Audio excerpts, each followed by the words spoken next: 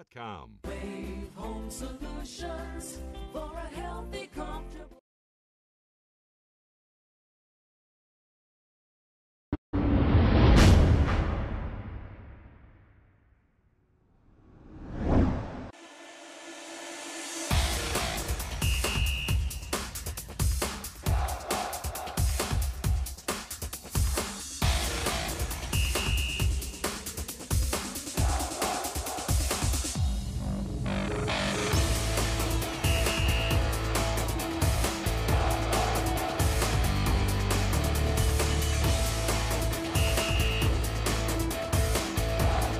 National Credit Card Relief would like to give you free information on a proven debt forgiveness program. It's not bankruptcy, it's not consolidation.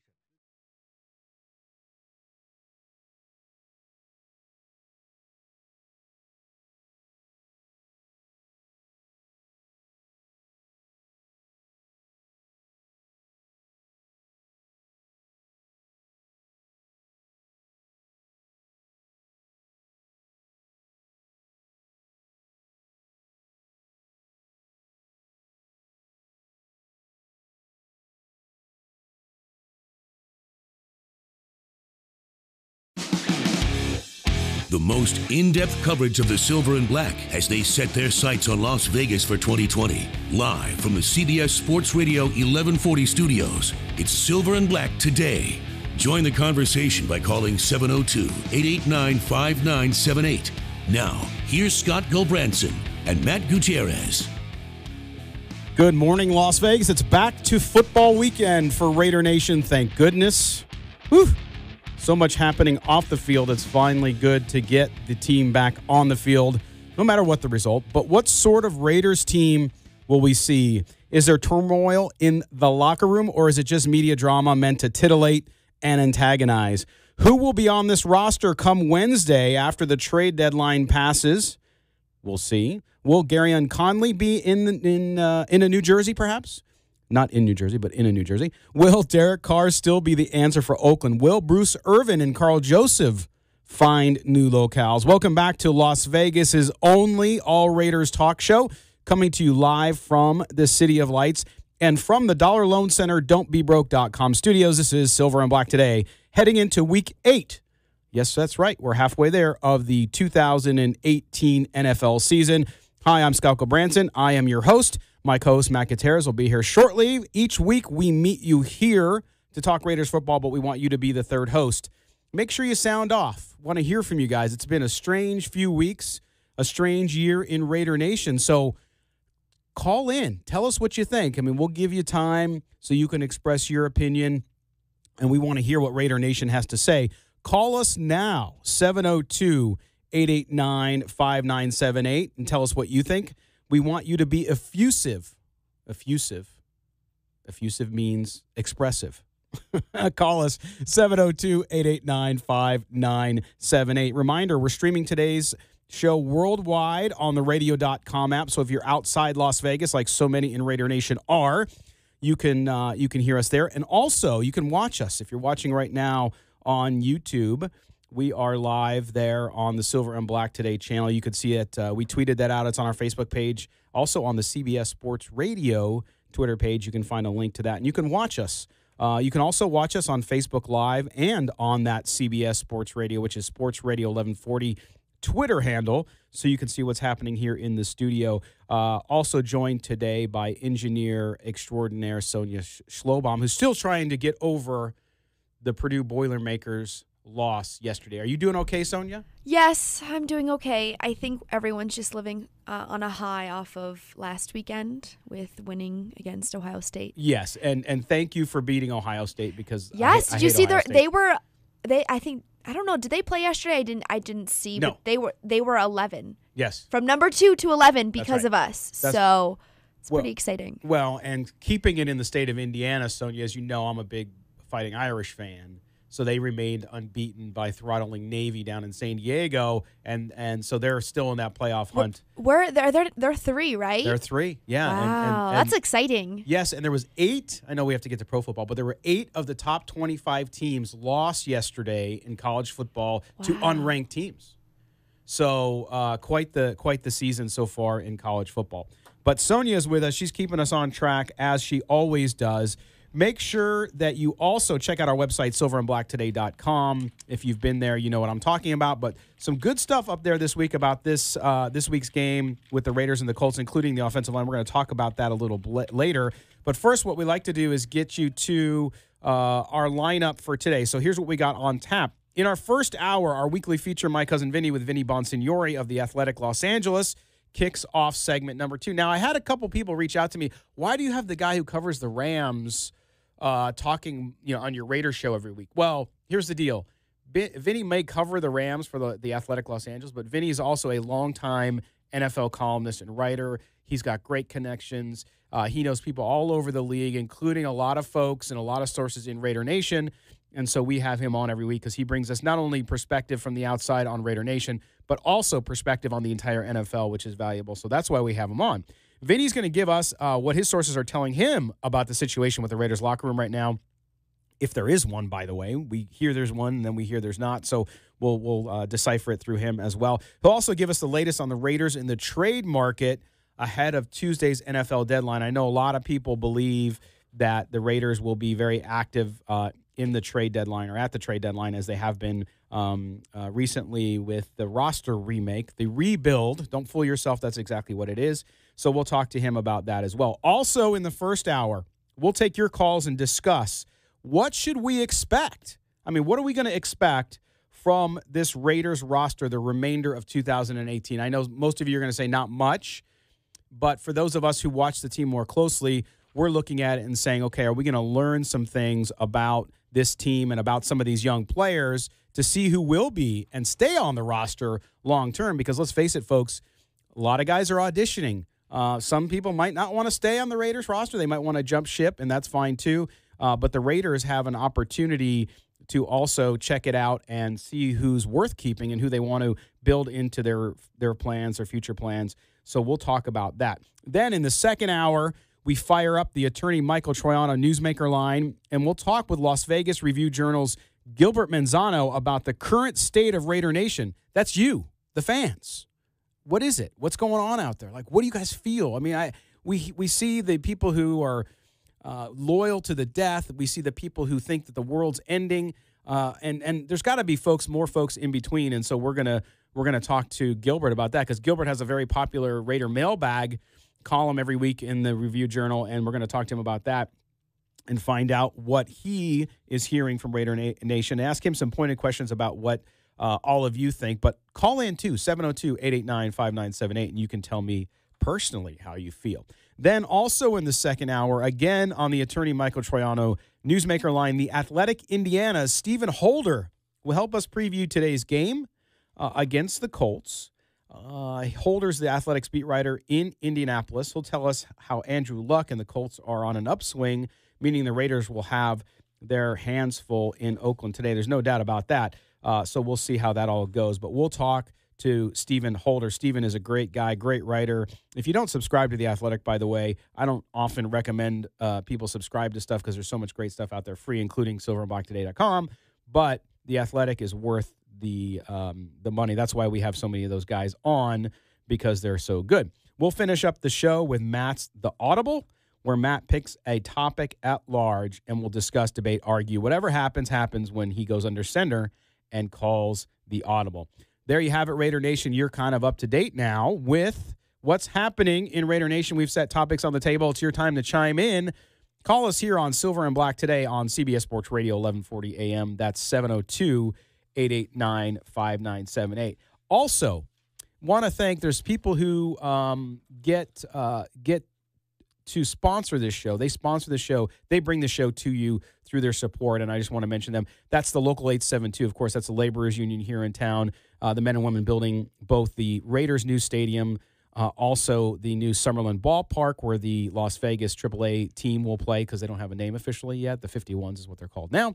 They're also building resorts. Well, any big project in Las Vegas, the Local 872 is there. Also, of course, attorney Michael Troiano, if you need criminal defense representation, doesn't matter if it's a DUI or more serious offense, you can reach out to attorney Michael Troiano. It's troianovegaslaw.com. And, of course, The Pint. If you want to watch today's Raiders game at 1 o'clock. Head out to the Pine on West Charleston. They have not only the Raiders games on the TV, but they have sound up, so you can actually hear the game. So make sure you do that, and we appreciate all of them for their support of the Silver and Black today. All right, so let's jump in, guys. This has been, it continues to be an interesting time for Raider Nation. Everyone was excited going into the John Gruden era, the second John Gruden era. To hear about this team now rebuilding has really, I think, polarized folks to what's happening with the team, because for the folks up in Oakland who really thought that the team would make an effort to win a championship as they had said they would before they left Oakland, it's very disappointing, because now your team's leaving and there's no specter of it being good anytime soon. And that's a real rough thing, because you have the situation where the team's leaving. The team might leave after this year. Let's face it, we still don't know. The lease ends after this year. The city of Oakland still is saying that they're going to sue the Raiders over the lease and revenue. And then the Raiders now are rumored to be perhaps playing in San Diego next year, since there's a stadium ready to go there and no team there anymore. And other markets have been rumored. They're not going to come to Vegas. We've already put that one to bed. But they're also looking for a place to play. So if you're a Raiders fan in Oakland, I feel for you. I understand it. At the same time, the future is the future. If you read up on silverandblacktoday.com, I wrote a piece last week about how this is very disappointing for fans, but from an organizational standpoint and from a business standpoint, it's the right move if you felt. Now, again, a lot of people calling John Gruden a liar. Chris Reed, our senior NFL analyst on silverandblacktoday.com, wrote a piece about this on the website just a few days ago. And in Chris's piece, I think he brings up a really important point, which is the fact that John Gruden, you could call him a liar because he said this. The bottom line is, when you're outside an organization, you take a new role and you start to look at things, okay? When you get inside, it's a much different look than from the outside. You evaluate from the outside, but until you're actually there, it's really hard to understand what you have and whether or not it's what you need to build a winner long term. So what they've determined, based on action, is that they're not. They weren't ready. A lot of folks thought that this roster just needed some tweaking, I being one of them. And he got in there and he realized, no, this is not the way to go. Of course, then the Khalil Mack domino falls, and then everything falls after that. So what's happened is he's changed the view. So you have to think long term. It's hard for fans to do that, I understand. But you also have to look at it from a business and an organizational standpoint. They are building for the future. And I know that's tough, again, for the people in Oakland, but the future's Las Vegas. So they're looking 3 years down the line, really, to what do they need to do to build a foundation in order to win long-term with this team. And they've determined that they did not have the right people in place to do that. And so if that's the case, then what they're doing now is not at all surprising. Doesn't mean it's not hard to deal with and hard to watch as a fan, because as a fan, you want to win, right? I mean, that's the bottom line. You want to win. But at the same time, do you want to win quickly and maybe be a borderline team, or do you want to build a dynasty, if you will? I'm not saying it will be a dynasty. We don't know. But if you look at what they've done in New England and other places, including Green Bay, what they've done is they've built it a certain way. And so I think that's what John Gruden and Reggie McKenzie are doing, is they've decided as an organization to build this thing the right way. And you can complain and be angry all you want about players getting cut and Gruden not doing this and McKenzie not just being a figurehead. The bottom line is they're going to do what's right for the organization, and that's not always popular with fans. But you have a 10-year contract. I don't have to be popular with fans. Let's face it. I'll do respect to you guys out there in Raider Nation, but they don't care at this point, because their point is not to please fans short term. Their plan is to build a winning organization, a winning team long term, and they know that the fans will follow when that happens. So is there damage being done? Maybe for a little percentage of Raider Nation, but overall, I just don't think it's a big deal. So I think they're doing the right thing, and we'll see how it all goes. Now, I'm watching comments here on YouTube. Of course, we're streaming this show video on YouTube, which you can find there. You can also find it on Facebook, as well as Twitter from the Sports 1140 AM handle. And I see the conversation here about, Gruden praises players. This is from our buddy Ron Stratton. To their trade value, what's he supposed to say? Cooper isn't very good and we want to trade him. Very good. And that's the point. Like, you don't come out. I had somebody say to us on the website a few days ago, they're not being transparent. Well, here's the bottom line. Your transparency is only relative. So you don't want to be fully transparent because you're an organization, you're a business, and that doesn't mean you're going to tell everybody what you're going to do. Hey, listen, we've decided I'm going to hold a press conference, right? And we've decided we're going to trade everybody. And we're going to retool, rebuild the roster. We just want to let everybody know so you don't buy tickets, so you don't watch the games, and so you get angry. Now, of course they're not going to do that. Look, does a business go tell people in advance, hey, our earnings are low, and so we're going to have to cut some employees? No, they do it when they need to do it. And I know it's rough. It's not an easy thing. And what you'd like is never to be in that position, but that's where we are. All right, so we're ending up here the first break. When we come back, Matt Gutierrez will join us too, my co-host. We will talk a little more with Vinny Bonsignore on the Triano Law Newsmaker line. So stay right where you are. You're listening to the Silver and Black today on CBS Sports Radio, 1140 a.m.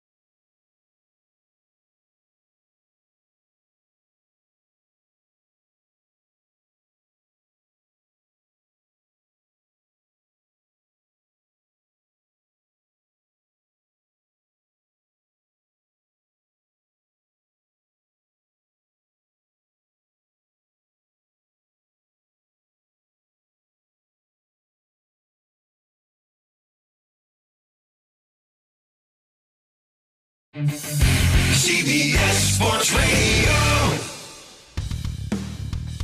The only way to take Silver and Black today with you is with the radio.com app. Download it today and search CBS Sports Radio 1140 in Las Vegas and listen to us anytime, anywhere. All right, we are back here in the Dollar Loan Center, don'tbebroke.com studios for the second segment of Silver and Black today. I'm Scott Branson, and now joining us in the studio is, of course, my co-host, Matt Gutierrez. Matt, how you doing today, man? Good, man. I finally found my way in. I was running around out there lost. I know. It's tough. It's sort of like the Raiders roster. You're just not sure where to go. You have no idea where to go with that. All right. Well, listen, we are now going out on the attorney Michael Troiano Newsmaker line, and we bring in our weekly contributor, a guy who everybody loves, at least in his own house. No, I'm just kidding, Vinny. Vinny Bonsignore from The Athletic in Los Angeles joins us now on the Newsmaker line. How you doing today, Vinny? I'm good. How are you? We're bracing for a crazy sports day here in Los Angeles. We got Packers, Rams, the World Series right down the street. I think the Kings are playing, so a lot to talk about in Los Angeles. But obviously, we got to talk about the Raiders. No, of course, and that's where we start. And I know that there's a lot going on in Raider Nation. Of course, a lot of it not positive, or at least that's how people feel about it, especially if you're a fan, right? But when we look at what's going on in Oakland, and I know, I've talked to you about it off the air, and you've talked to, obviously, if people who follow you on Twitter, you've been very open and honest about what's going on there. One of the things that we heard this week, Vinny, was really about this issue of the Raiders having some locker room issues, mostly around Derek Carr, which we heard tight end Lee Smith come out unequivocally and say that it was BS. What are you hearing when you talk to your sources about what's happening in that Raider locker room? Yeah, I don't think that there's, I don't think there's any widespread, lack of love for Derek Carr in the locker room. Obviously, there's been a lot of disruption from the team perspective, with trades and things that are happening, and that is going to affect the locker room. That's just human nature. I don't think anything's directed specifically at Derek Carr. I think the situation has caused some turmoil in the locker room. They're going to have to deal with it. Some of these guys are going to be part of the answer when the Raiders come out on the other end of this whole process.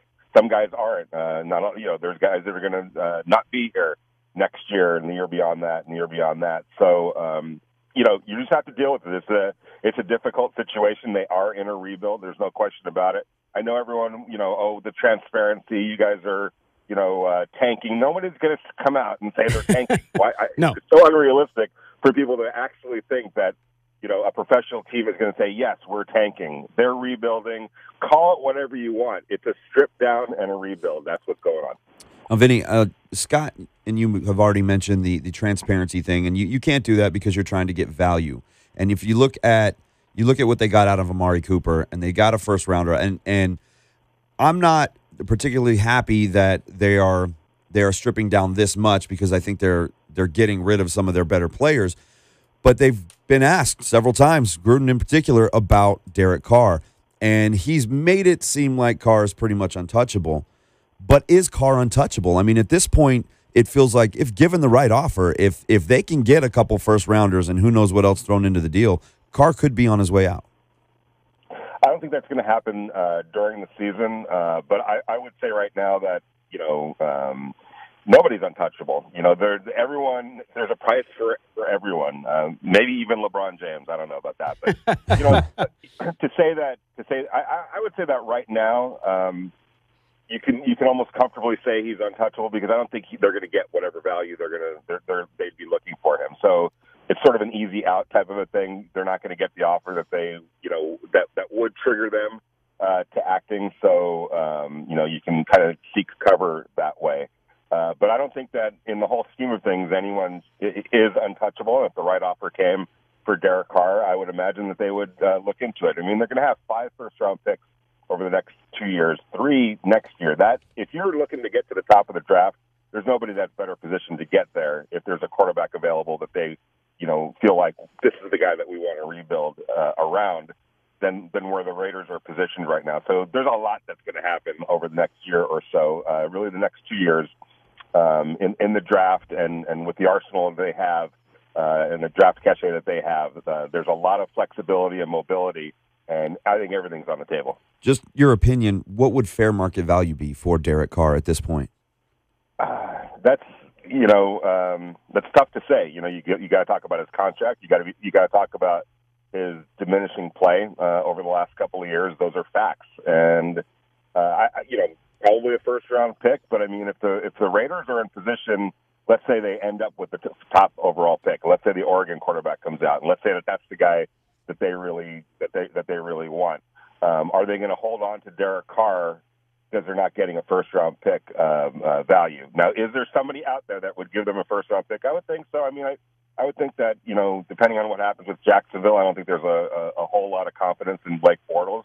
Maybe that's a team that, toward the end of the first round, depending where they finish up, maybe that's, for them, maybe that's worth it. Maybe the New York Giants. We've heard the New York Giants. I'm not necessarily buying that, but let's just throw them out there. Although that's going to be a high first-round pick. If you're the Giants, are you going to give up a top 10 pick for Derek Carr? I wouldn't. No. Maybe a high second-round pick if I'm the New York Giants. So it's hard to say. It's going to take, everyone, like the old saying, it only takes one. If there's one team that feels like, you know what, we're a quarterback away and we believe that Derek Carr could be that quarterback, we will give up a number one, then there's a number one pick value on him. But it would be tough for me to give up a number one pick at this point for him. Well, and I still see, Vinny, that to me, even if the Raiders were to draft a quarterback in the first round, I still think you keep Derek Carr one more year if the value, to your point, if the value's not there, because why not? You can still keep him next year, and it's not going to hurt your team anymore from a cap perspective. So why not hold on to him?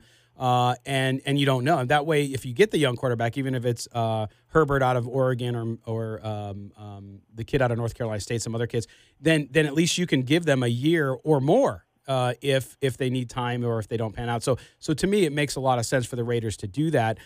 What about the rest of the trade? I mean, if you look at the Raiders, if they are indeed, and we have every reason to believe, shopping some of their veterans around and even some of their young players.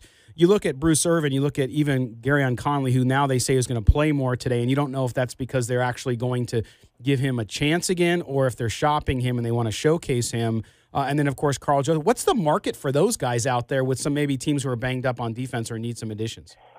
Yeah, I mean, you look at even the Rams could use defensive backfield help right now, considering Aqib Talib is still out, and we don't know what condition he's going to return back to. So, I think there's a market for all of these guys, but is that market where you want it to be right now, as opposed to next off season when teams I had a general manager tell me when you're not in that crazy mode.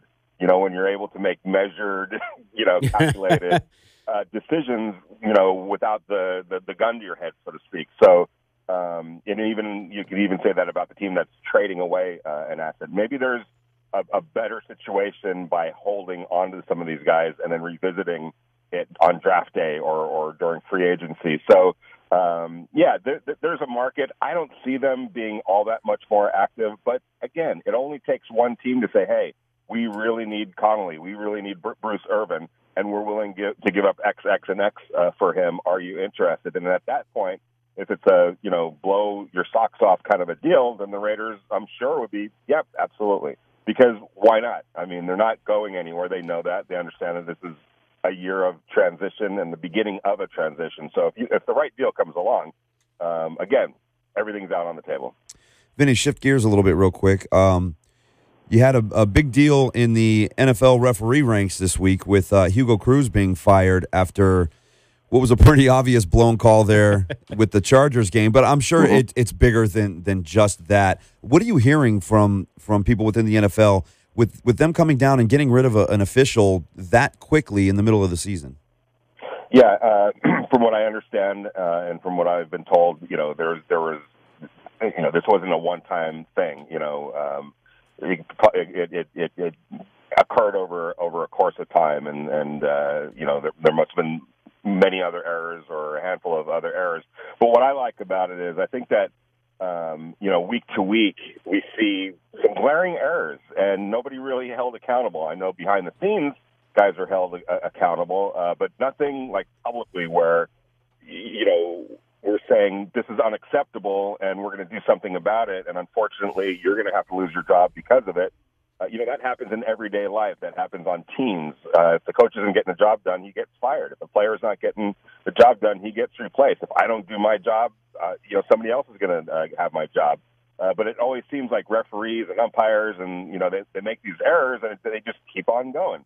I do applaud the NFL for saying, hey, this is unacceptable, and unfortunately, we don't like to take these kind of drastic measures, but we have to find a replacement because you're not up to snuff. Yeah, no, it's an encouraging sign, especially what we've seen with all the rule changes. And we talked early on, Vinny, about the complaints we had over that. So, again, a good news and a good move by the NFL. Vinny, want to thank you again, man. We'll talk to you next week. All right, have a good one. Enjoy the games today, guys. You too, have fun. Vinny Bonsignore, the Athletic in Los Angeles, here on the Silver and Black today. We are going to step aside, and when we come back, we're going to talk about the Raiders the rest of 2018. What do they do? Is Derek Carr going to turn it around? You're listening to Silver Black today on CBS Sports Radio, 1140 AM.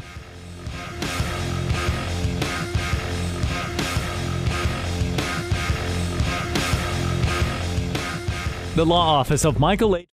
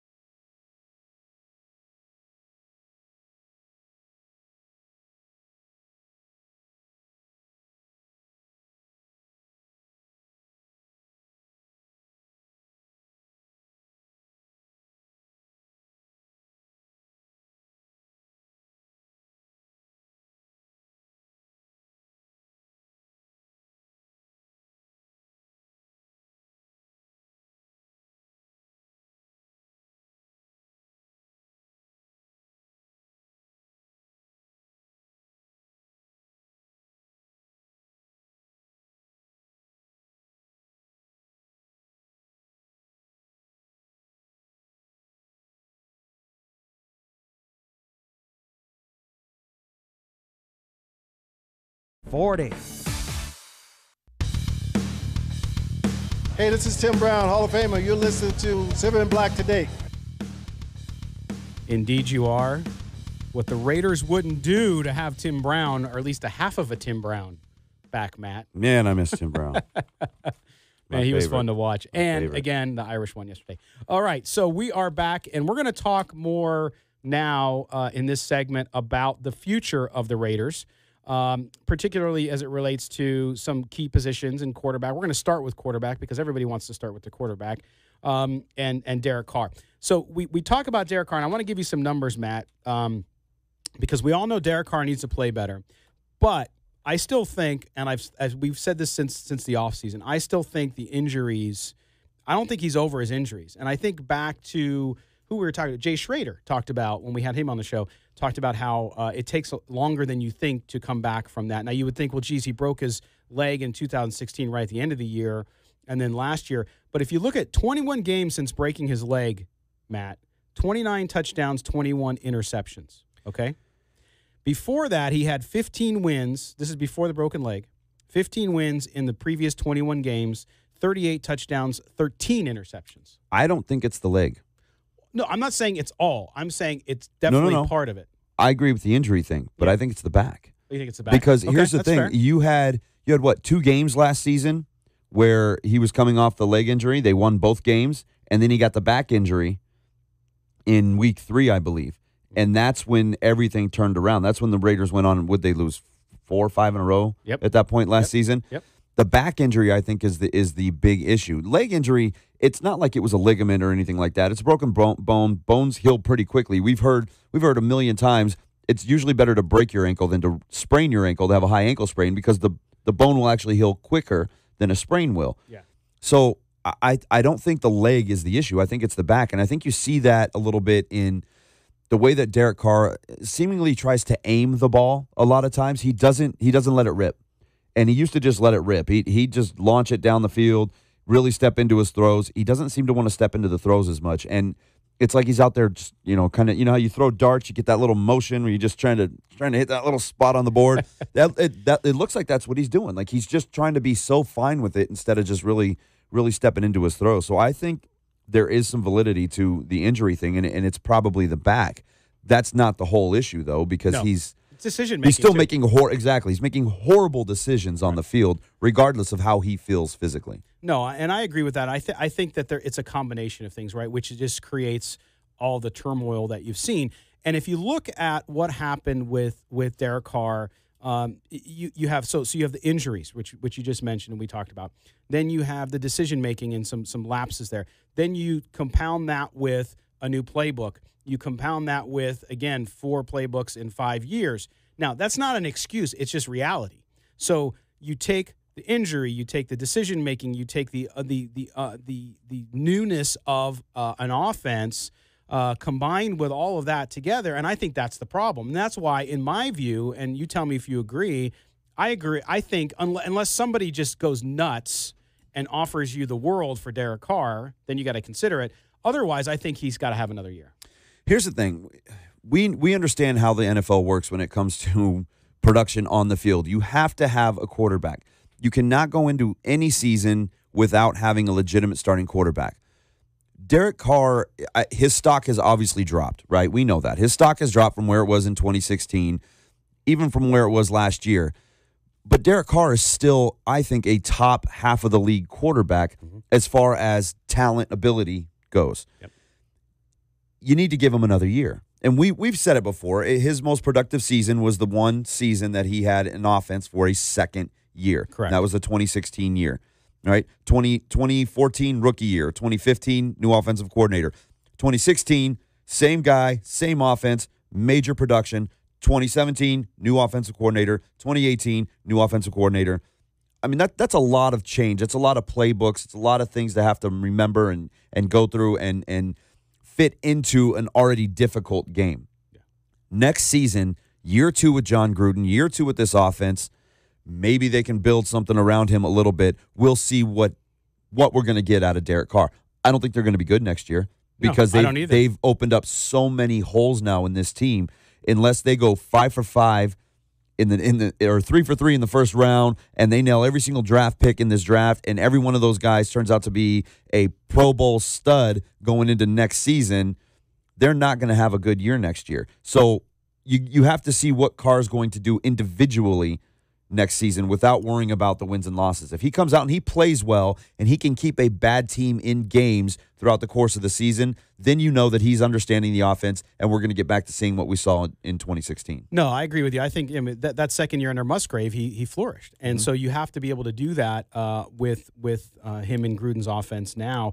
Now, Corey, our boy Corey Sanford, who is a longtime listener going all the way back to the early podcast days, Corey wants to know, Matt, he's got a question for you. Award-winning podcast. Yes, award-winning. That's right. We were voted the top podcast from the Nevada Press Association. Good man. Shameless I like plug. that. I like that plug. That's terrible. What's more likely to happen, Matt? This is a question for you. Carr gets traded or the Dodgers come back in the World Series? Come on, man. What kind of... He's rubbing it in on you. Right? Oh, my God. Geez. Well, they did give you the best World Series game in history. Here's the funny thing. They did. That was a lot of fun. But here's the funny thing is you're asking me to get into the minds of John Gruden and Dave Roberts. Oh, Gruden, who's decided he doesn't care about anybody on this team. He just wants to build a winner no matter what it takes. And then Dave Roberts, who has basically spent 4 games in the World Series staring at some analytics chart that's going to tell him flow and feel and God knows what else on a baseball diamond. Yeah. I don't know, man. I don't know that I can accurately answer that and keep emotion out of it. I understand, man. I understand. But like I said, you were saying it was 30 years since the Dodgers won a World Series. Yeah, and it's going to be 31. And I am waiting on 49 for the Padres. So I know it's... Yeah. At least they don't rip your heart out every season. No, you just don't. You just know they're going to be bad. You just have go with it. Okay, Matt. So here's the deal. So we talked about Derek Carr and where that's at. I think that's pretty straightforward. Now, if we look at the rest of the team, who on this team? What do you want to see? I mean, we talk about the young defense. We'll talk about that in a second. We got about 4 minutes left in this segment.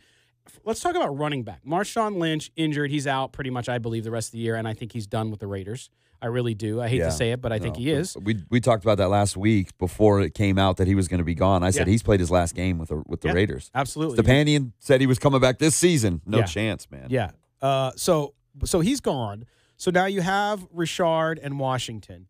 To me, I mean, we know Richard's value in the flat and coming out and being a pass catcher, right? That he does it very, very well, and I think he's going to continue to do that.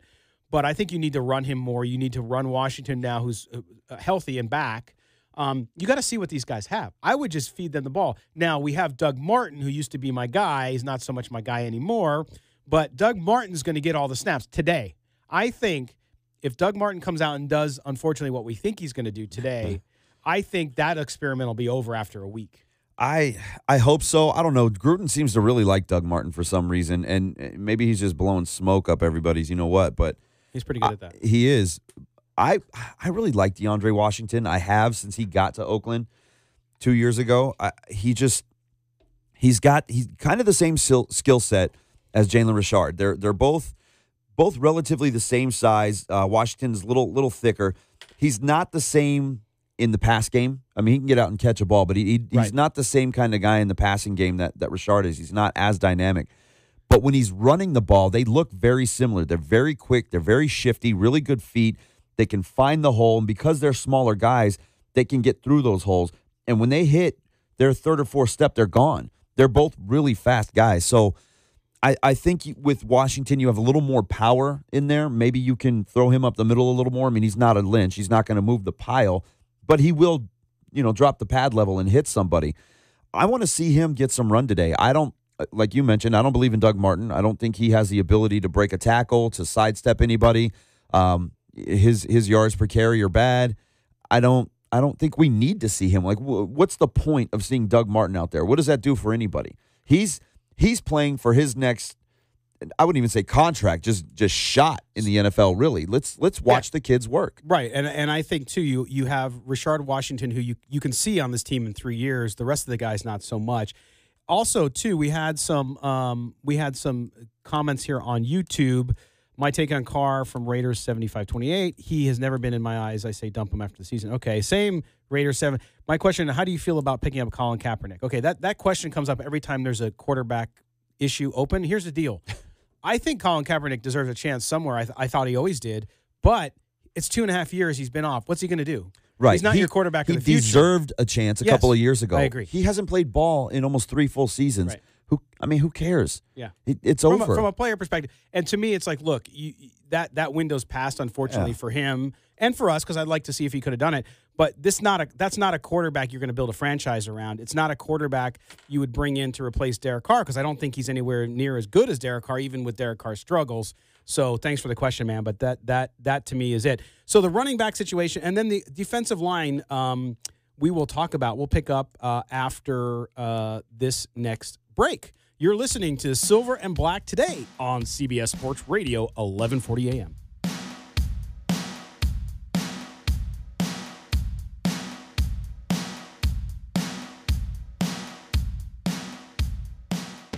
Drink, dine.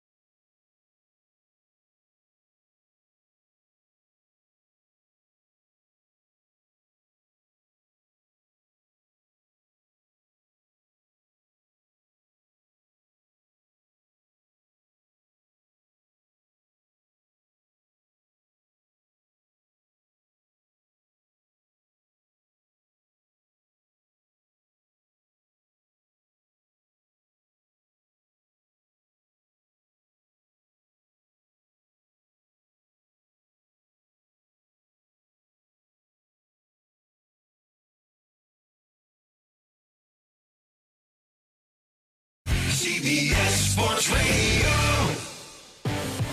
This is Silver and Black Today, live on CBS Sports Radio 1140. Here's your host, Scott Gulbranson. Good morning, Raider Nation. Welcome back. We are having an interesting conversation about the Raiders now and the Raiders in the future. We just got done talking about Derek Carr, talking about the running back situation, and I love looking at the comments on YouTube. If you're not watching us on YouTube, check it out, Silver and Black Today on YouTube, where we're streaming the show live via video. And we've had comments from Ireland. We get our buddy in Alabama. We all comments from everywhere. We have HS Sportiva. Great work. I enjoy listening every Sunday morning while walking the dog. Saludos from Chihuahua, Mexico. All right. So we got listeners in Mexico today. Don't tell Tony that, man. He's going to start talking about how the Raiders are going to play in Mexico City next year for their home field. That's true. They won't be paying. It's on the board over there. It's still hanging out. That's right. All right. So we're gonna shift gears a little bit here and keep this open to talk about. By the way, the Eagles lead the Jaguars 17-15 in the fourth quarter over in London as the London games continue. Why do we not have that game on? What's going on? I will reserve comment, but we don't get it on the TV in the studio, unfortunately. So anyway, so we are talking about the future of the Raiders now.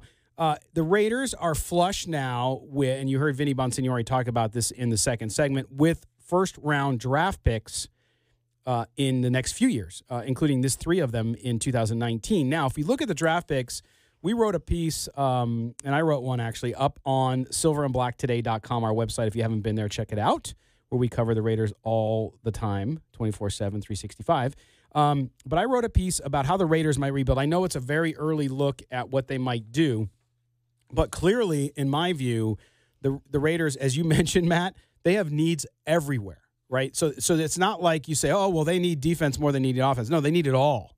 They do. And so what I did is I broke it down, and I know Tony Cardasco, your partner on Sports Adrenaline Las Vegas, is in love with this guy too. And so here's what I have, and I just want to get your comments, Matt, and we'll talk about it, and we'll see what the viewers and the listeners have to say.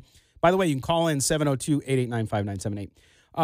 If I look at the 3 picks, now this takes into assumptions, and as we were talking about during the break, Matt, in how the other picks go. You don't know how it's going to go. You don't know how people are going to trade or whatnot. So this is just basically guesses at this point. But if these guys are available, here's the way I would love to see in possible outcome for the Raiders. And that would be with that first pick, which I think will be top 3 or 4. It's going to be top 1 or 2. Okay. No, I mean, let's the Giants, before you go on, Cardinals. Let's be honest. The Raiders are not better than anybody in the NFL right now. No, I would not. I agree with you 100%. It just comes down to can you sneak a win in? Even still, this is a 1-15, 2-14 team at best at this point. Yeah, I agree. So we're going 1 or 2. I agree. They're winning. I just see it. They're winning. We're calling it. Best case 1 or 2. scenario is they somehow sneak out a 3rd win. That's all I'm saying. That's being positive, right? Okay, so here's the deal.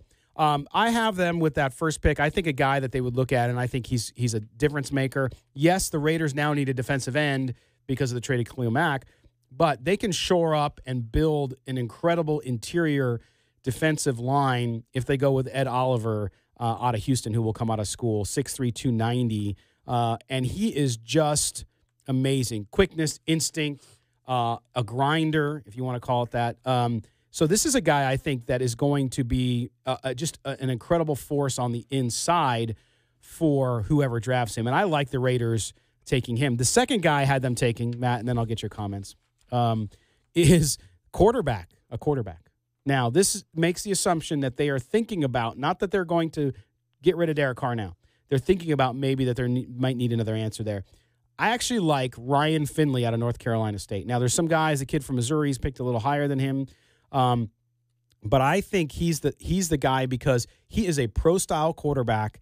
He's got to improve his physical skills a little bit, but he's smart, he's intelligent. He's a big kid. He reminds me of, and I hate to say it this way because I don't want to saddle him with this, he reminds me of Alex Smith.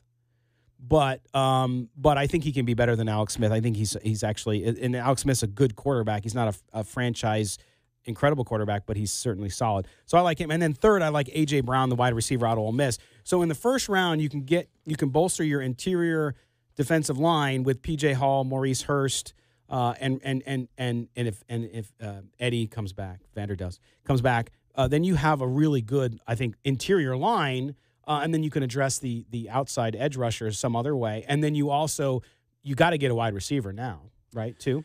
Yeah. And A.J. Brown I just think A.J. Brown has the speed and that he could be your speed guy. Ed Oliver, Tony, you mentioned Tony. Tony's been on Ed Oliver since day one. He said weeks ago that Oliver would be a Raider come next season. And, maybe he will be. I don't think that's a bad pick at all. You need to create a pass rush, and it starts with the interior line. We thought that bringing in Hall and bringing in Hurst this season and adding them to the pieces that we thought were going to be there back in May and June, that you would have a solid pass rush here. And because that line is so decimated now, it just injuries and trades and whatnot, we're just not seeing the production. But you can see, especially from Hurst, that he was a steal, right? Oh, I mean, absolutely. getting him where No they got doubt about him it. because he fell because he fell down because of the heart condition. That he's a first round talent, and he's generating a lot there. But he needs help. He needs help from the inside and needs help from the edges. So bringing in a guy like Oliver, I think that it's going to put a lot of pressure on an offensive line.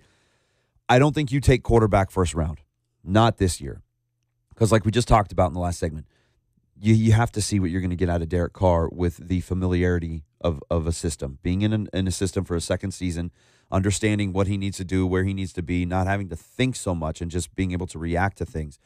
If you can see next season that Carr has progressed and Carr is going to be a viable option at quarterback for you, then you don't take a flyer on a quarterback in this draft. Now, you still have 2 picks in 2020. That's as of right now. Who knows? They could end up with 7 picks in 2020 for the first round, the way that Gruden's trading guys.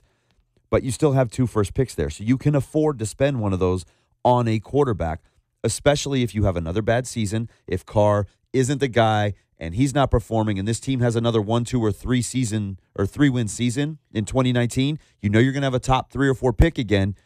With 2 draft picks, you can afford to go after a quarterback. That's a good point. I think that's really, really valid. I think just the flip side of that coin is a little bit of what the Patriots have done, and that is now the Patriots haven't used a first rounder, but if you're the Raiders, and we both agree Derek Carr should have another year. But if you're the Raiders, do you wait until it doesn't work if it doesn't work, and then draft a quarterback, or do you jump ahead of it if you really like somebody like Herbert? I like Finley, but that's just me. But I'm going to assume Herbert's either not coming out or he's been taken, because I think the Giants, if they get the number 1 pick, then they get to do whatever they want. But my point is, do you then take him a year early? Because you can always do what the Patriots have done, and that is you can trade that quarterback. If Derek Carr ends up being the franchise quarterback we think he can be, and next year just goes nuts and does great, you have that kid. You can trade them. Didn't they for do value. that already? Well, Connor Cook. What? Isn't that why they took Connor Cook? But what What did they do with him? They just released him. Well, I know. They didn't do anything It was with that bad kid. evaluation on his talent. But that's the thing is it's a gamble, no difficult. doubt. Yeah, I think they're both. And that's why I don't think you do it yet. I don't think you waste that pick yet, because if you don't get rid of Carr this offseason, if you don't trade him, whether it's before the trade deadline coming up here this week or during the offseason. Yep. If you don't get rid of Carr, then you are telling everybody Carr is our quarterback. He's going to be here for the long term. We believe in Derek Carr. If that's the case, you have... Dollar Loan Center has doubled their signature loan limit from $2,500 to $5,000. That's right. You can get up to $5,000 at Dollar Loan Center.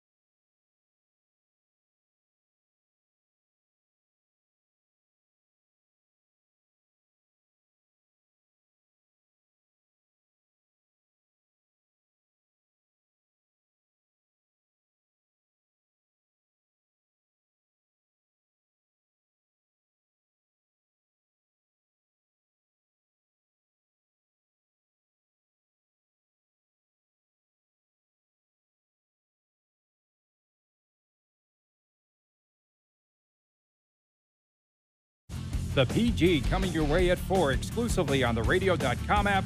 Search CBS Sports Radio 1140 AM. The most in-depth coverage of the Silver and Black as they set their sights on Las Vegas for 2020. Live from the CBS Sports Radio 1140 studios, it's Silver and Black today. Join the conversation by calling 702-889-5978. Now, here's Scott Gulbranson and Matt Gutierrez.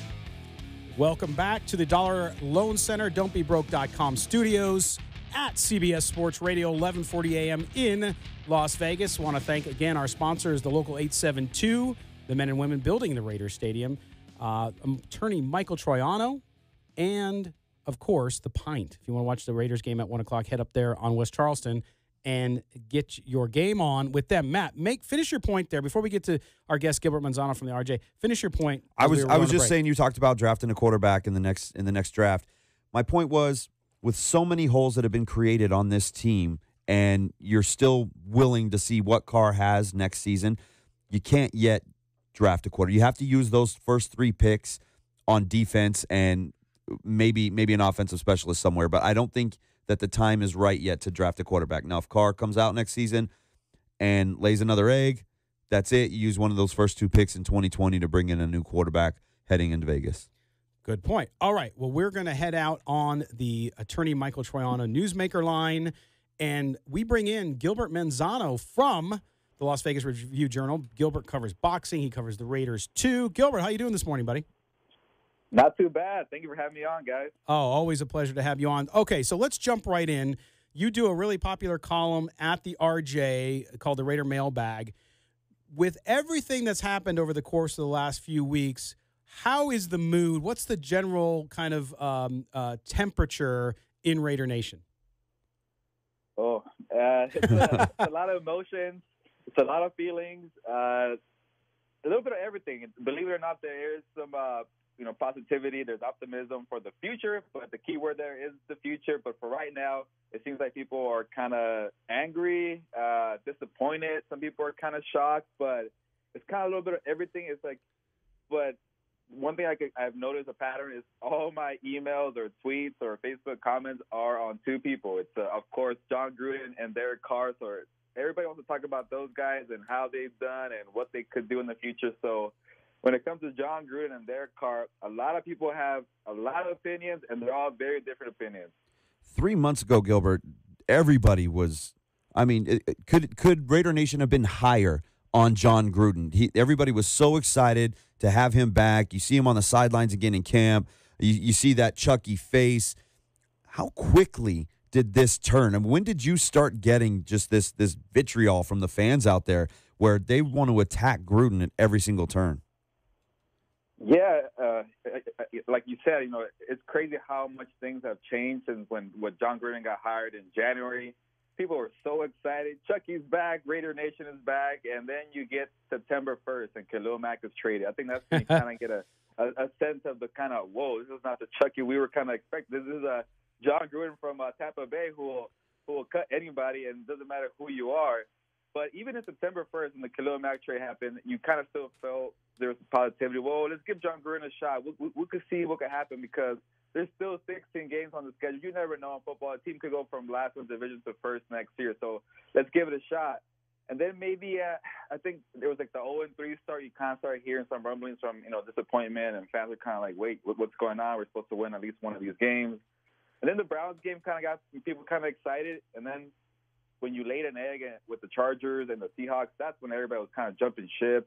And, part of me was thinking kind of like, I was a little surprised how much he's kind of, tearing this team down, but I'm not surprised at Gruden how he is. This is kind of like, I kind of thought it was going to be a feel-out year, a year where John Gruden kind of sees what's going on with his team and then tweak it. Maybe people won't like it, but it's going to be his way, and then eventually it's going to be the right way. But he really tore it down, and people are just not ready for this because, a year ago or even 2 years ago when this team went to the playoffs, it was Amari Cooper, Khalil Mack, Derek Carr. Mm-hmm. Those guys are gone, and maybe the last one might be out of the door soon. So it's kind of just strange how much you lost that foundation, that nucleus so soon with John Gruden only on the team. well, what is it, 6 weeks now? It's not even Halloween yet. It's a completely new team. Yeah, we're speaking to the Matador. I call him that because he's the pride of Cal State Northridge. That is Gilbert Manzano from the Las Vegas Review-Journal. Gilbert, now, when you look at kind of how the fans are excited. Now, the fans up in Oakland have probably the biggest beef because the team is leaving, and they really wanted to see them win before they left. But in Las Vegas, where we're sitting here patiently waiting, or as our friends at Kane say, impatiently waiting, for the Raiders to come to Las Vegas and move into their new home. Do you find that the mood in Las Vegas around the Raiders because of the year they're having has been dampened at all? I don't think so.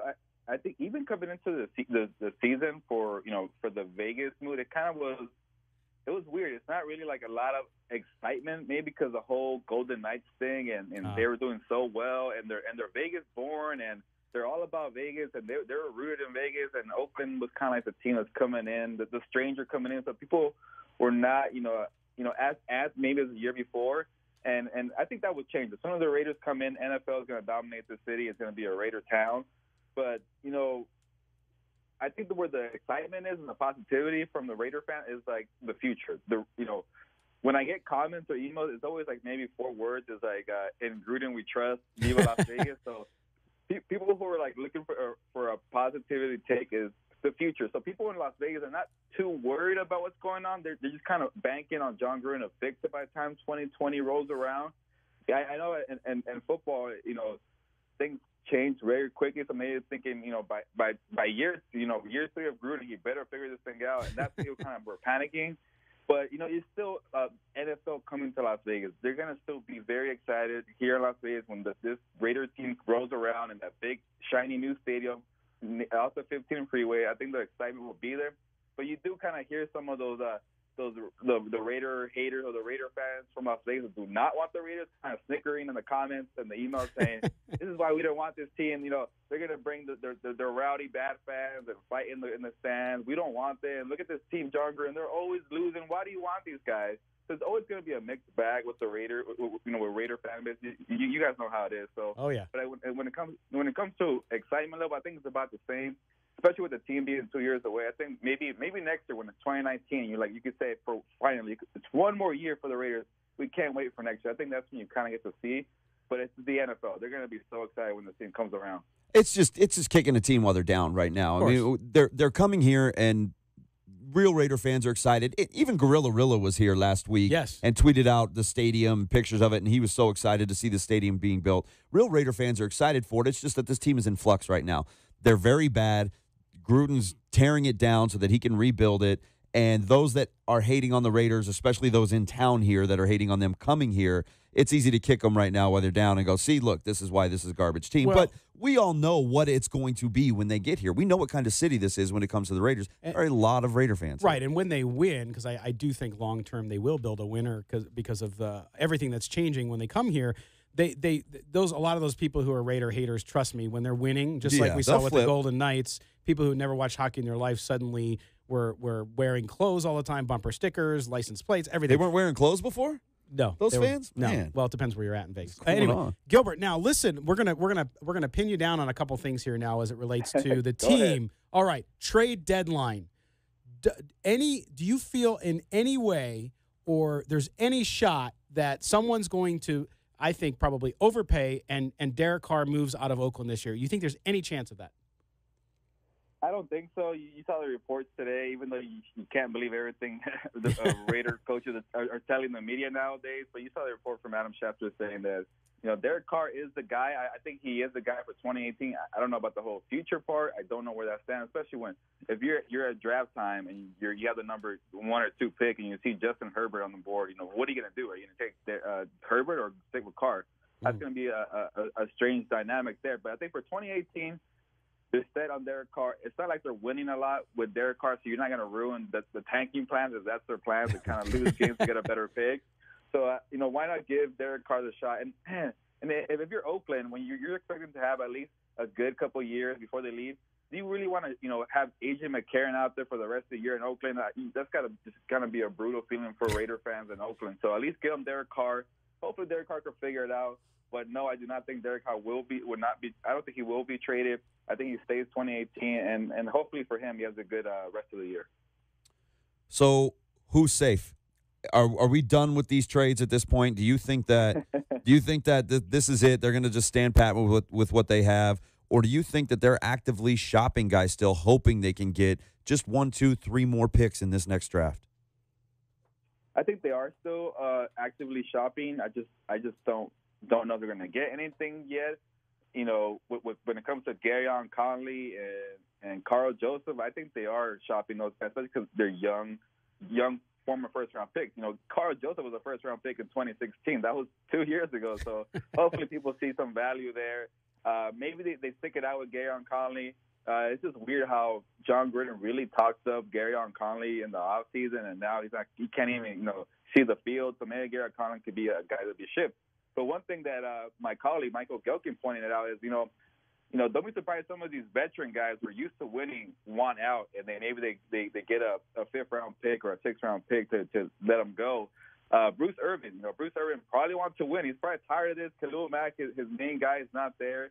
And you want guys like Maurice Hurst and P.J. Hall and Arden Key to get most of the reps. So why not let Bruce Irvin go to a better, winning organization for now? Or even Jordan. I know Jordan Nelson got paid, so he can't really complain. But how about Jordan Nelson, who went from Aaron Rodgers to what's going on in Oakland? He probably does not like the feeling too. No, so maybe a guy like Jordan, who probably would not ask for a trade, doesn't seem like the type of guy who would do that. Maybe he's out, and maybe those veteran guys really want a different team for the rest of the year. All right, Gilbert Manzano from the Las Vegas Review-Journal. Make sure you read him and his coverage, and also, as he mentioned, his coworker Michael Gelkin. Great coverage in the RJ. Gilbert, we'll talk to you next time. Thanks for being with us. Thank you, guys. Always a pleasure. Appreciate it. All right, Gilbert Manzano, Las Vegas Review-Journal, with some insight into the Raiders fandom and also what they might do. We'll step aside when we come back. Stephen Holder, the Athletic Indiana, joins us on the Colts game. CBS Sports Radio, 1140 a.m.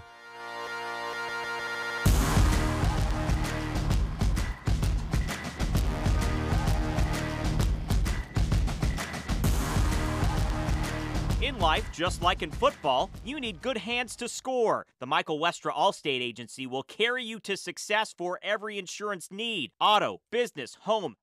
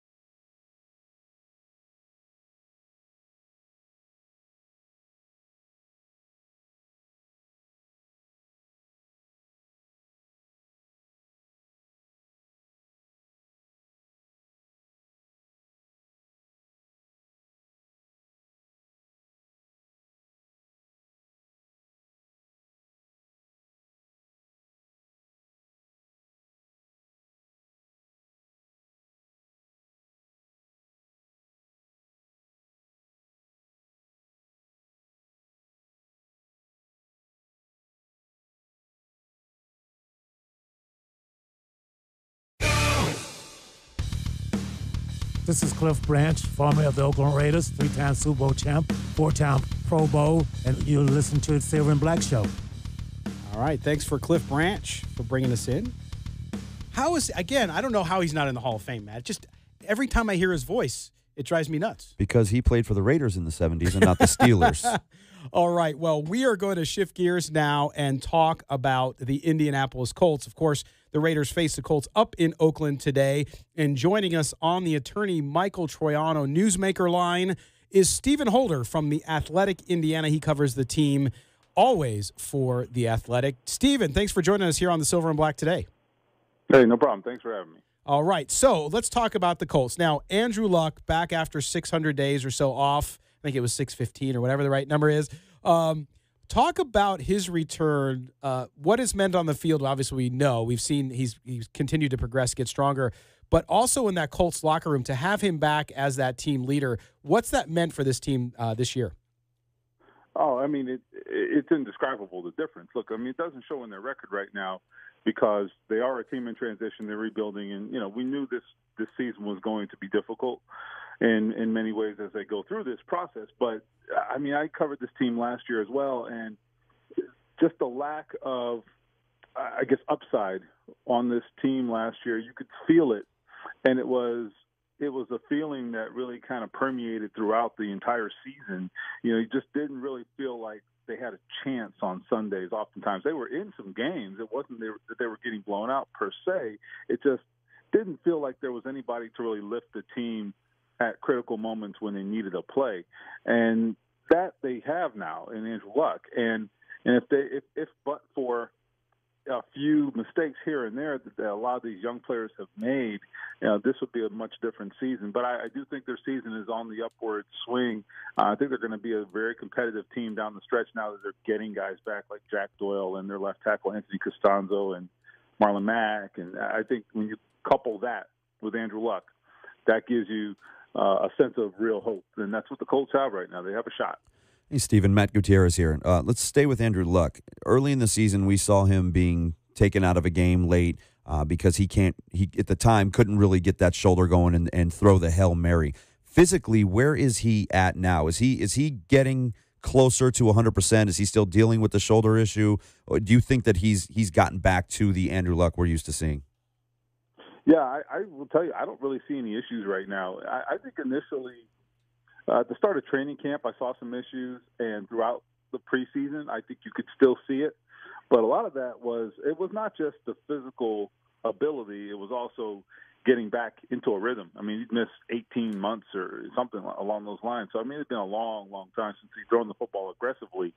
And he got back to doing that really just in late June, maybe early July is when he really started throwing forcefully, like in preparation for training camp. So, I mean, it had been 18 months since he had done that. So that's a long layoff. I think the process, I knew it would be a process, but I thought it would be a longer process, frankly, you know, in terms of him getting back to midseason form. I didn't think that would happen this fast, but he's in midseason form. I mean, he's throwing the ball at a higher rate than he has at any point in his career. He's thrown more passes than at any point in his career. He's on pace for a career record, or career high, and that's not, we can debate whether that's a good thing, but the point is, I mean, there's a lack of balance and so forth, but we have not seen any real ill effects.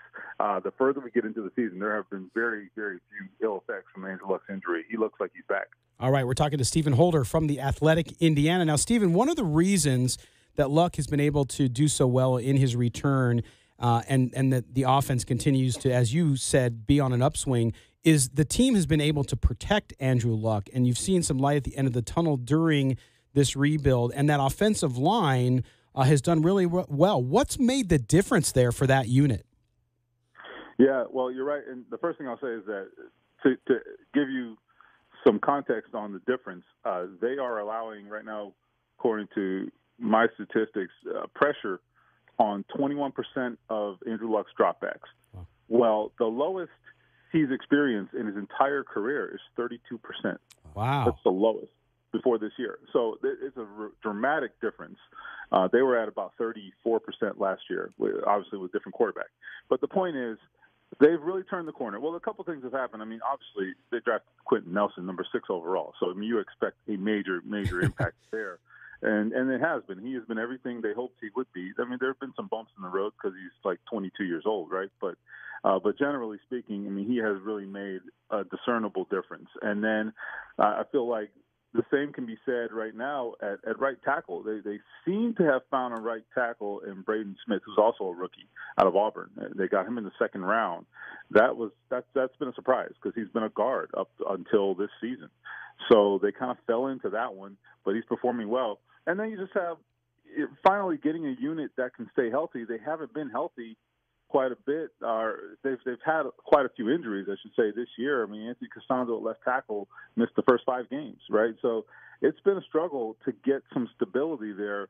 But I think that, coupled with Frank Reich, who's their head coach but also their play caller, he really has a knack for working pass protection into his game plans. And whether it's getting the ball out faster, which they are absolutely doing, you're not going to see them throw those deep post to T.Y. Hilton nearly as much as they used to. There's just a totally different approach on offense. So they're not exposing Andrew Luck as much as they used to, but they're still doing it. They're doing that while also still being able to be productive in the passing game, and that's really the challenge. You know, can you get the ball out quickly but still have a downfield element to your passing game and be productive in the passing game? So they're able to do that, and I think that's been a nice trick for Frank Reich this year. Now, Raiders and Colts kick off in about 4 hours in Oakland. They don't have to deal with the dirt infield finally, which will be nice for all parties involved. But you've got a Colts team now that's really found their rhythm. I think offensively, they're top half of the league in scoring, about 27 points a game, and the Raiders can't stop anybody right now. And if you take out that Cleveland game where they scored 45 in overtime thanks to 5 turnovers from the Browns, they're scoring 13 points a game. The only team worse than them right now is Buffalo, who you guys just saw last week and only gave up 5 points to. How do you see this game shaping up in Oakland today? Because it really looks like a blowout on paper. It has that potential. We'll see. Now, the Colts do have some vulnerabilities here on the back end of their defense. Malik Hooker, who's been a really good safety for them in his second year coming off his ACL, he's out today. So that's going to be a little bit of a puzzle the Colts will have to solve. They picked up Mike Mitchell who most recently from the Pittsburgh Steelers. Familiar with Mike Mitchell in Oakland. Yeah, I bet you are. That's right. And so they picked him up, and he has been, wow, I mean, instant impact player. Now, he's more of a strong safety, and Malik Hooker's a free safety. So there's going to be a little bit of, as I said, a little bit of a puzzle there. And Clayton Gathers, who is their strong safety, he's been in and out of practice all week and is questionable. We'll see. I think he's going to play, but I don't feel great about where he's at physically. So that's the vulnerable area for Derek Carr to try to exploit. I think it's the middle of the field, the deep middle of the field. That would be potentially, we'll see what happens to the personnel, but potentially when you don't have your ball hawk center fielder at safety, that is something to sort of consider. But I do think you're right.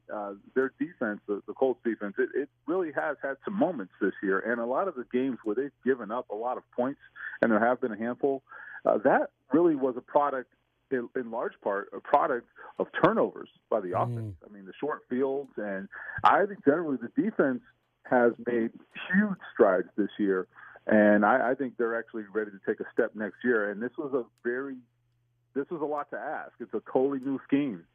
So they do a good job, though, of not giving up the deep ball. They're sort of a zone-based defense, keep the ball in front of them and tackle with like 5-6 guys. That's the whole game plan on defense. So you'll see that today. Yeah, it'll be interesting, Stephen, because I think you're right about being susceptible to a long pass, although the last game the Raiders played, Derek Carr threw one pass over 10 yards. Yeah. So we'll see if they can buy any time for him there, but we certainly appreciate you taking time. Now, in the 30 seconds or so we have left with you, what do you think? What's your prediction for this game? I got the Colts winning. I think it's probably going to be a 28-13 kind of game is what I'm thinking. But we'll see. I think that's the way I see it shaping up, at least in my head. But I'm often wrong, so who knows? That's what my wife tells me, too. I'm often wrong. Listen, Stephen Holder from The Athletic in Indiana. Have a great rest of your season, man. We appreciate you joining us. All right, guys. Thanks. All right. That's been Stephen Holder from The Athletic in Indianapolis, out in Oakland covering the Raiders, and great guy, and we appreciate him giving us some insight on the Colts. And I think, Matt, the only way the Raiders can stay in this game is they can somehow get that offense going, and it has to be the passing game. It has to be turnovers. Yeah. I mean, he just talked about the only point. game that they've really the games that they've given up a lot of points have been because of turnovers. The only game the Raiders have scored any substantial amount of points was the Cleveland game. Baker Mayfield turnovers. turned the ball over 5 times, and one of them was a pick six. I think 3 of the turnovers were deep in Raiders territory, or deep in their own territory. So Raiders had a very, very short field to work with. That's the only time they scored points. They got 20 against Miami. The last 3 coming on a garbage field goal when the Dolphins had already put that game away. And other than that, you're looking at 3 points, 10 points, 13 points. That's it. That's all they got, man. Well, that defensive front for the Raiders, the young defensive front, is going to have some trouble with that offensive line in Indianapolis. All right, we're going to step aside. We'll be back when we come back. Matt's Audible on Silver and Black today on CBS Sports Radio, 1140 a.m.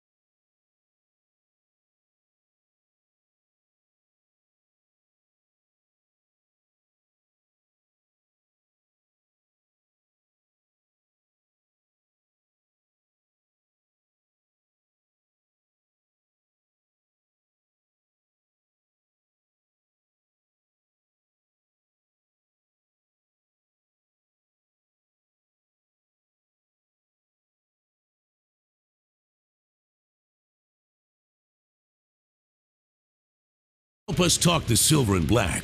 Call us at 702-889-5978. Here's Matt Gutierrez and your host, Scott Gulbranson, on CBS Sports Radio 1140 AM. Welcome back, Raider Nation. Matt Gutierrez, Scott Gulbranson here, and our engineer, Sonia Schlobaum, are back, bringing you all the latest in Raider Nation and Raider Talk. By the way, we have said some comments about our video, which you can watch on YouTube, Facebook, and Twitter, about the breaks being silent. That's because we have commercials and rights.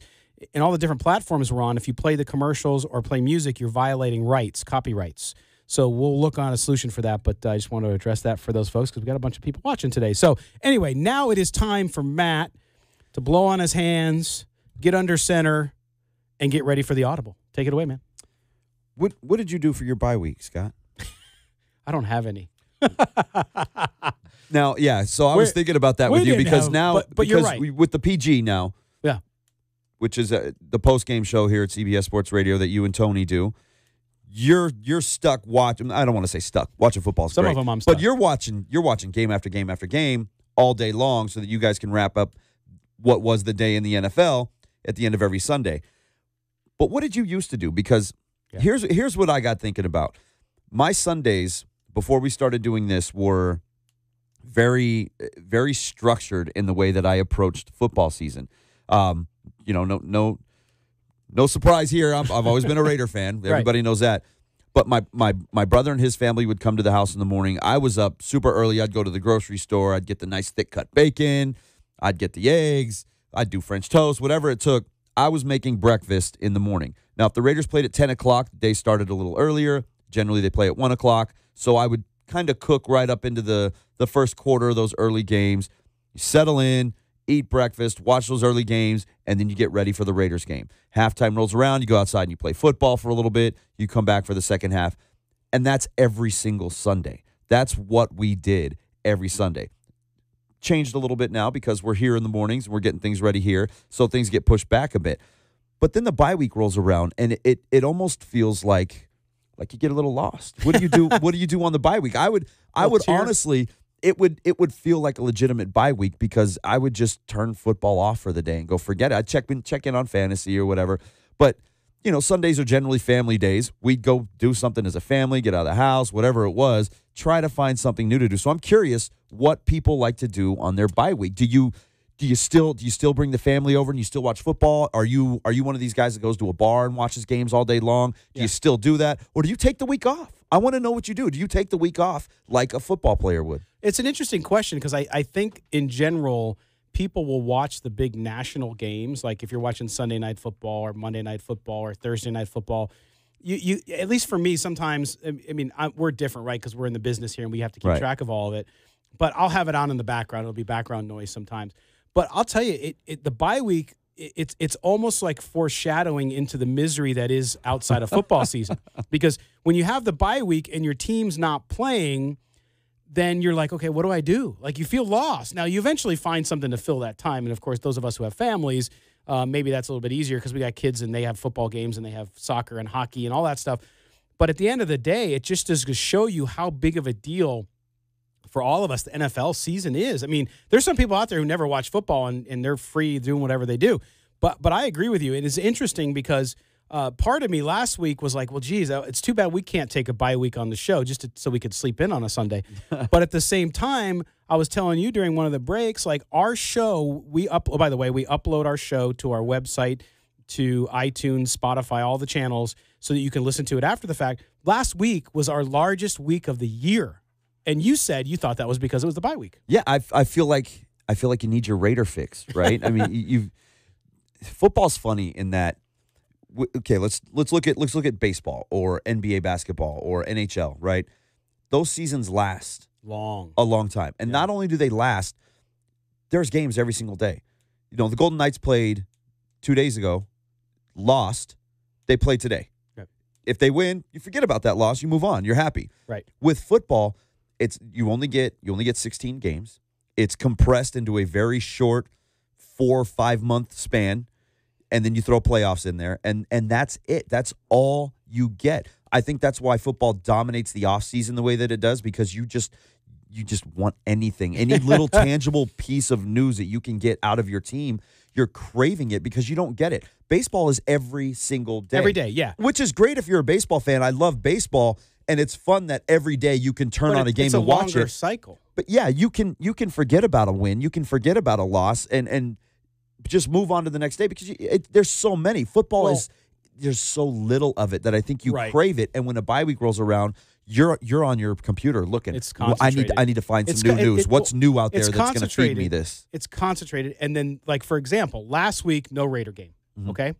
So this week, you have the Raiders Colts today, and then you got a game on Thursday. It's like a bonus week. Yeah. Like, but then it brings up the question, what do you do next Sunday? Yeah. Yeah, and not only that, because when you play that Thursday game, that break seems forever. Oh, yeah. Because now Sunday rolls around, you're ready for games that week. You're like, oh, we already had ours? Ours is already over for this week? What are you talking about? And I feel for Raiders fans because you had the London game, right?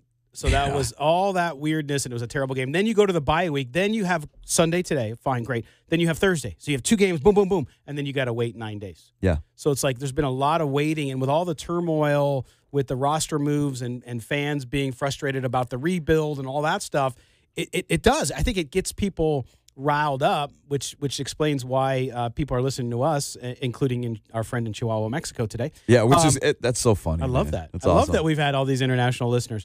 But yeah, I think that just goes to show you that. And I grew up first and foremost, baseball was my love. Okay, but football, there's no doubt in my mind, one bit, that NFL football is the national sport now. There's no question. No, and like I said, it's because maybe you talked about maybe they'll add another bye week because we might get another game or two. We were talking about that off air if they decide to shorten the preseason and extend the regular season. But I think that's counterproductive to what they do as a league because, like we talked about, they only give you so much. You have this little window of games. It's once a week. It's in a shortened, abbreviated season compared to what these other leagues are. You don't get enough. So you're constantly digging and searching and hoping that you can get just a little bit more of football. It's the craziest drug out there, right? Well, I mean, you become addicted to football, especially when you're a fanatical kind of fan. You know, fan is short for fanatical, right? I mean, it's you get so involved and into these teams and into your colors and into everything that goes into Sundays. And then it's gone. 3 hours, and it's gone for an entire week. And after only 16 games, which is 2.5 weeks into a baseball season, 16 games, and it's over for 6 months. That's it. You don't see it again. Which why after the Super Bowl, it's such a dead period of time. Now you have the Final Four and all that stuff, which is great if you like college basketball, but it's such a dead time for sports. There's really, there's hockey, and that's it in this town. The Golden Knights and the Raiders now share something in common, and that's a lack of defense. But but I will tell you that scarcity, you're right. It's scarcity. It's a business strategy too, right? If you have a product and you only offer it, it's like the McRib. You ready? The McRib. There you go. Which you can't get in Las Vegas. Thank God. Thank God. But that type of thing I think is big, and it goes back to, I remember reading this book, and it had all these different celebrity managers, and one of them was Colonel Tom Parker, who managed Elvis Presley. And they would say to him, well, how come Elvis doesn't do more interviews? He's like, because when he does an interview, it's got to mean something. And so the NFL, I think, to your point, Matt, understands that, you know what, you don't want to oversaturate it. And sometimes they do in during the season, but you know that season is only 17 weeks long, and so you're going to get your fix. It's why they can charge for NFL Sunday Ticket, who, by the way, great interview with John Taffer yesterday on Sports Adrenaline. Yeah, it was fun, huh? By the way, Sports Adrenaline, Las Vegas, Saturdays, 8 to 10 a.m. Make sure you catch it. Yeah, it was great to hear that he was involved in the creation of that, in essence. But yeah, man, I agree. I think football is in the blood of Americans, and when your team's not playing, it's a rough week. It just is. You know, and that's why. Excuse me. You mentioned rolling into the Final Four and good things like that. You have to love other sports. You have to love other sports, man. I know so many people out there that are 1,000% Raiders football, and that's it. There's no college football involved. There's no baseball involved. Hockey, forget about it. Unless you're in a hockey market, I don't think you even pay attention most of the time. maybe college basketball. You got to get into these other sports. I mean, it's there's so much more going on, and it's fun now being here because we've never had anything. We've never had the professional sports. No professor. Yeah. College basketball is getting close to starting, so usually when football season would end, that's when I'd really roll into college basketball because big Rebels fan. And all right, now football's Raider season's usually over by November anyways lately. So you roll right into college basketball. We don't even need to talk about college football out here because it doesn't really exist. But you get amped for the next season. Yeah. As each season ends, you get amped for the next season. When the Super Bowl's over, you mentioned Final Four, one of the best events in Vegas you will find anywhere. If you ever want to watch the Final Four in all of its glory without actually going to a game, man, you got to get to Vegas and watch it. It's second to none. There's Matt Gutierrez with his Audible. We're going to step aside when we come back. Tom Cable, does he deserve any of the blame for the offensive line play? Silver and Black today on CBS Sports Radio, 1140 a.m.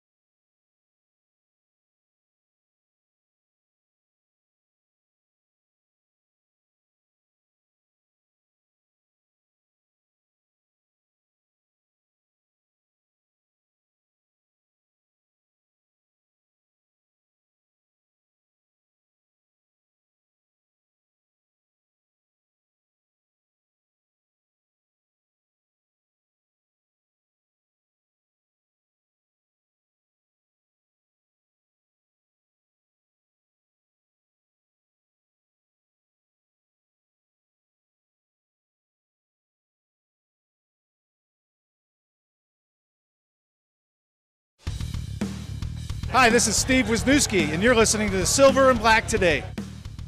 All right, we're bringing this puppy home on the Silver and Black today here on CBS Sports Radio 1140. I am Scott Branson. My partner is Matt Gutierrez. Matt, all right, so we're going to jump in here. One of the questions I want to ask, and we've been talking about, with all of the injuries and the changes on the offensive line and how bad it's been for the Raiders, the one thing that has not come up that was a big deal for Raiders fans during the offseason when John Gruden brought back Tom Cable is Tom Cable. Huh. When we look at what's going on, his zone blocking scheme, what's happening there, I think we need to start talking about, okay, is that line, the people you have there, are they, and is the scheme working for them? It's funny how moves like getting rid of Cooper and getting rid of Mack and this season being a disaster and should we keep Carr and everything involved there pushes all this other stuff away because you have an offensive coordinator. Where's he at?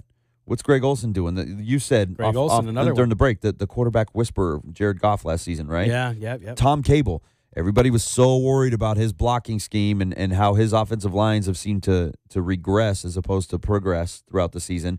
Nobody's even talking about it. This team is not only not playing well, they're getting banged up at every single turn. Who's to blame? Is it Cable's fault? Is this were everybody's fears substantiated now with what we've seen from this offensive line? Yeah. I mean, that's the point. It's got to be a talking point. It's just that there's so many bigger issues with the move to Vegas and the Mac thing and everything involved.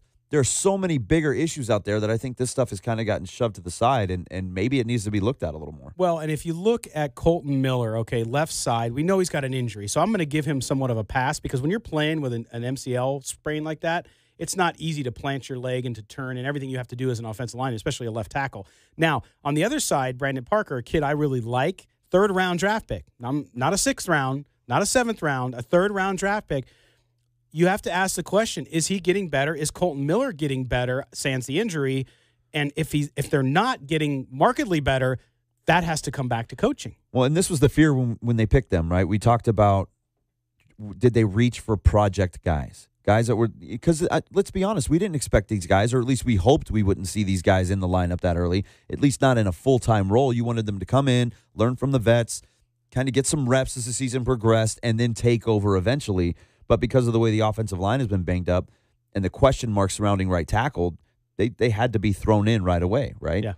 So maybe reaching wasn't the best thing. Maybe these are more project-oriented guys than what we originally assumed, or maybe it is Tom Cable just not able to get the best production out of his guys. Well, and that's the thing you as you mentioned earlier in the segment is it's hard to know what causation is with everything that's happened. You can certainly say injury, there's no doubt. I mean, and Donald Penn switching positions.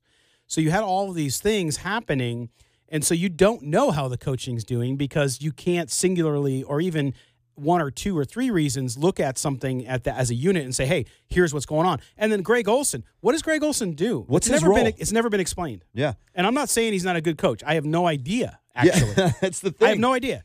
Now, he did great. I mean, from what I read from all the great journalists who wrote stories about him after he was hired, was that he did wonders last year with Jared Goff and with the Rams offense. Great. But here's the thing. McVay is kind of in that Gruden mold. McVay runs the offense over there. Yeah. And you see that thing humming right now. I mean, Todd Gurley is on another level. Jared Goff is playing great.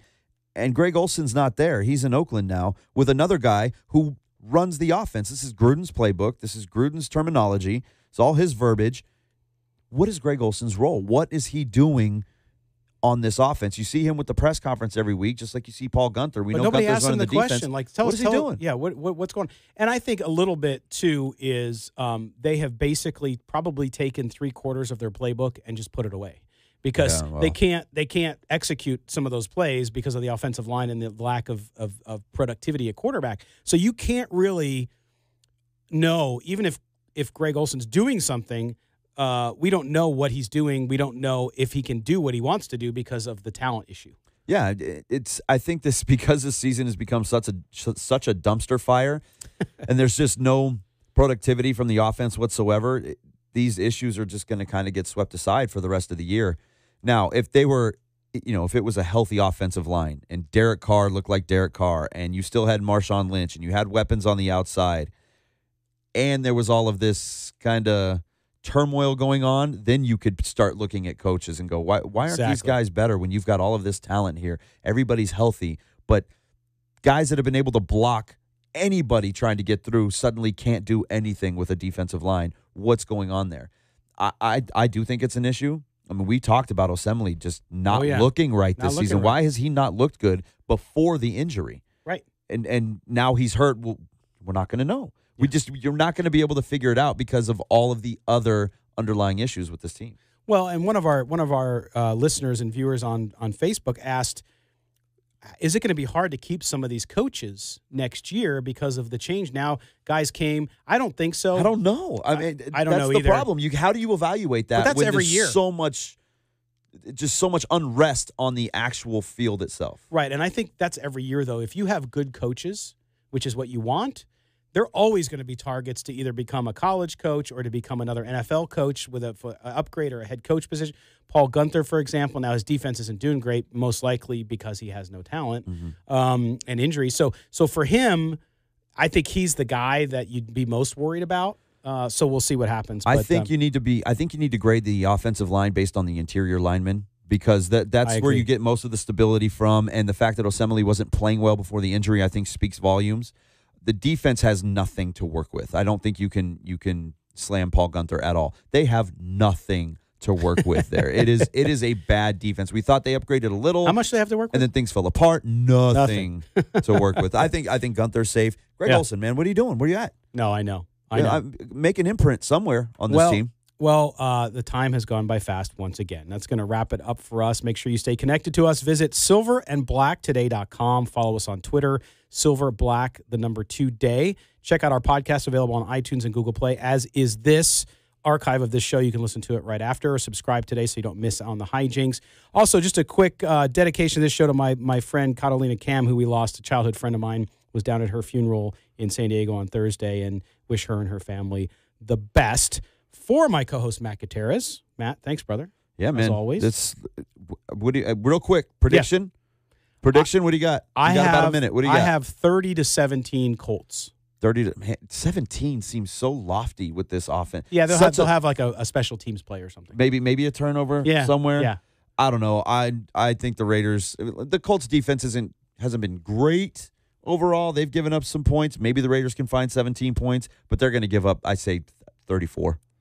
34. I got 30. Okay, we'll see. The question is over under Andrew Luck, and it could be worse. 450 yards. Yeah, I'm thinking 500 yards. Oh, for my co-host Matt Gutierrez, of course, and our engineer, the weeping Boilermaker, Sonia Schlobaum. Sonia, they'll get it again next week. Don't worry about it.